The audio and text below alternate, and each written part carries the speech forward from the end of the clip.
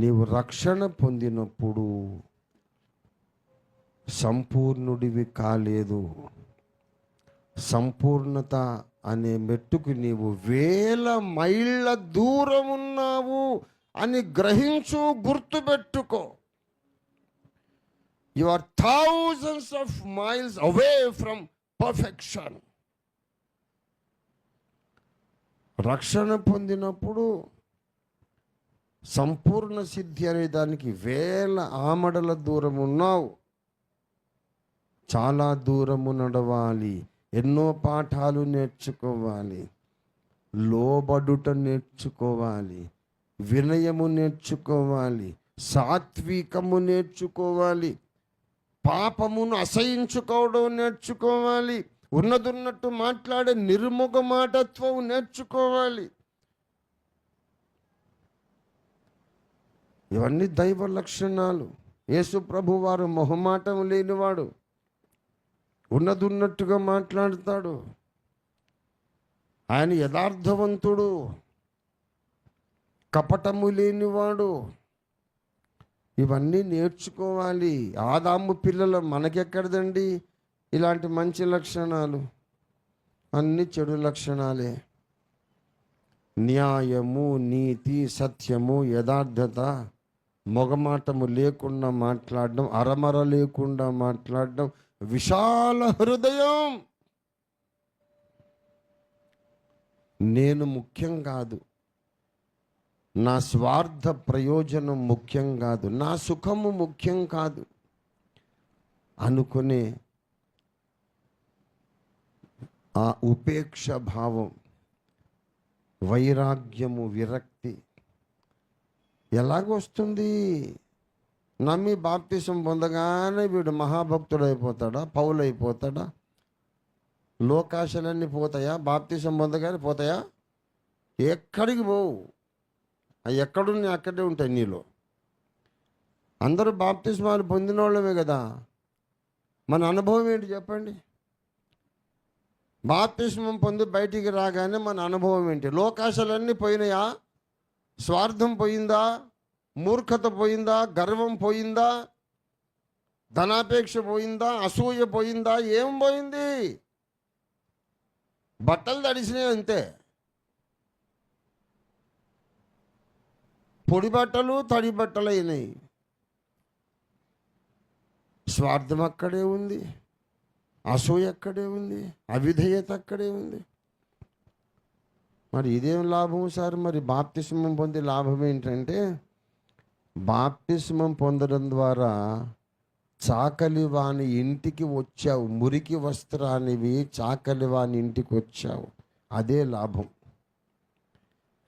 అసలు ఉతకాలంటే ముందు చాకలి ఆయన ఇంటికి అయితే పోవాలి కదా మనం. చాకలి వాని ఇంటికి రాకపోతే ఎలా ఉతుకుతాడు? అదే లాభం.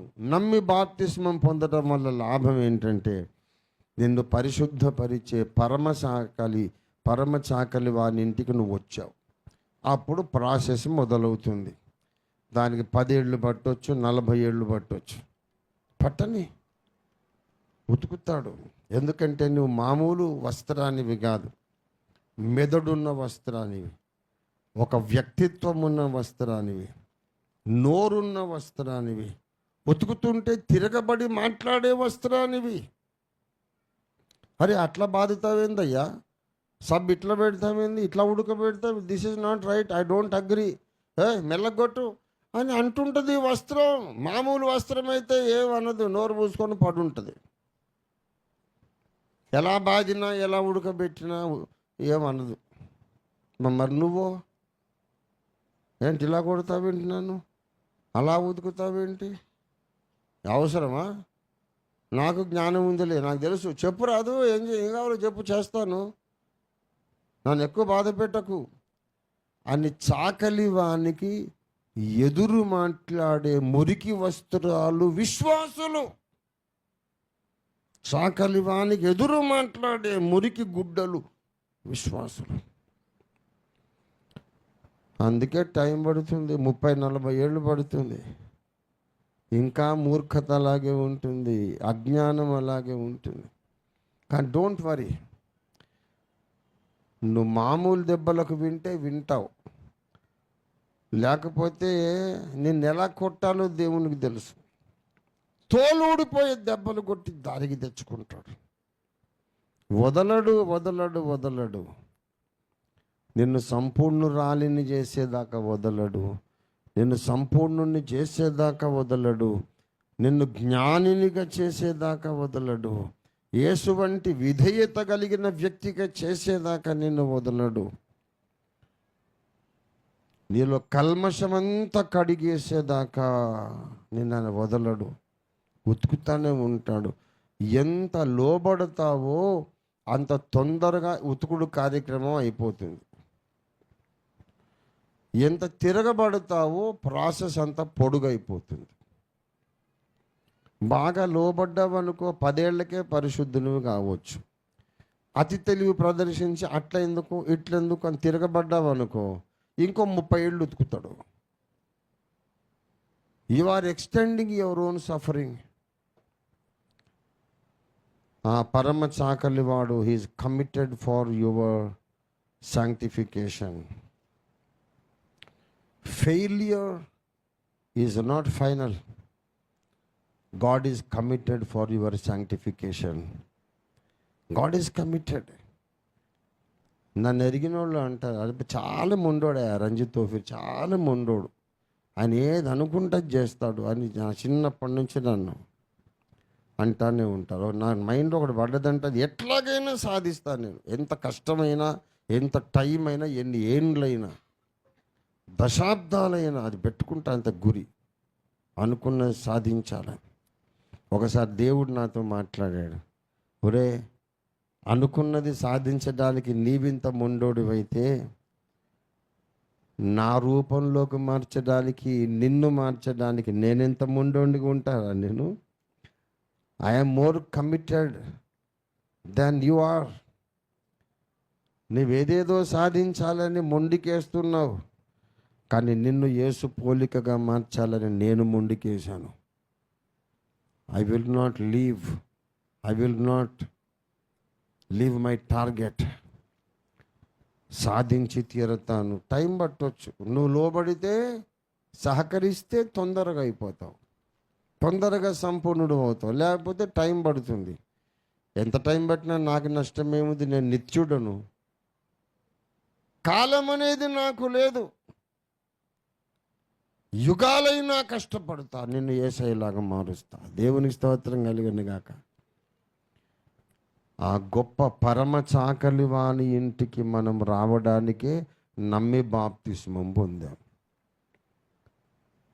బాప్తిస్మం పొందిన వాళ్ళందరూ ఆ రోజే పరిశుద్ధులు గారండి. ఆ రోజు పరిశుద్ధీకరించబడే ప్రాసెస్ ఆరంభమవుతుంది. అది ఏళ్ళు పడుతుంది, దశాబ్దాలు పడుతుంది. అందులో ఒక భాగం, అందులో ఒక పద్ధతి ఏంటంటే దుడ్డు కర్రయు దండము.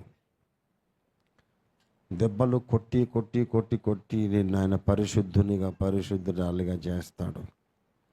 ఆయన దండానికి నువ్వు లోబడతావా? శిక్షను ప్రేమించే కుమారుడు జ్ఞానము గలవాడవుతుంది. శిక్షను ప్రేమిస్తున్నావు నువ్వు? ఎందుకు ఇలా కొట్టాలి? ఎందుకు ఈ సమస్యలు? ఎందుకు ఈ నష్టాలు? ఎందుకు ఈ అవమానాలు? నేనేం చేశాను? ఎందుకు ఇలా చేస్తున్నాడు అని తిరగబడి మాట్లాడుతున్నావా? లేక దేవుడు కొడుతున్న దెబ్బల కొరకు దేవునికి స్తోత్రం అంటున్నావా? గద్దింపునివ్వడైతే అసహించుకుంటాడు, వాడు ఏమవుతాడు? పశుప్రాయుడైపోతాడు. గద్దింపును, శిక్షను అసహించుకుంటే నువ్వు పశువుతో సమానం. కానీ శిక్షించినందుకు దేవుని స్తుతించగలిగితే నువ్వు జ్ఞానము కలిగిన కుమారుడు అవుతావు. జ్ఞానం వస్తుందండి. సహజంగా ఆదాము పిల్లలకైనా మనకందరికీ ఉండేది మూఢత్వము, మూర్ఖత్వము, అవిధేయత, గర్వము, విర్రవీగే మనస్సు ఉంటుంది. సహజంగా జ్ఞానం ఉండదు. దేవుడు దెబ్బలు కొట్టినప్పుడు జ్ఞానం వస్తుంది. దేవునికి స్తోత్రం కలుగును గాక. కనుక దేవుని సన్నిధిలో ఒక్కసారి మనం ప్రార్థనలోకి వెళ్ళి దేవుని ముఖం చూద్దాం. మన బ్రతుకేంటో ఒక్కసారి మనం జ్ఞాపకం చేసుకుందాం, పరిశీలించుకుందాం.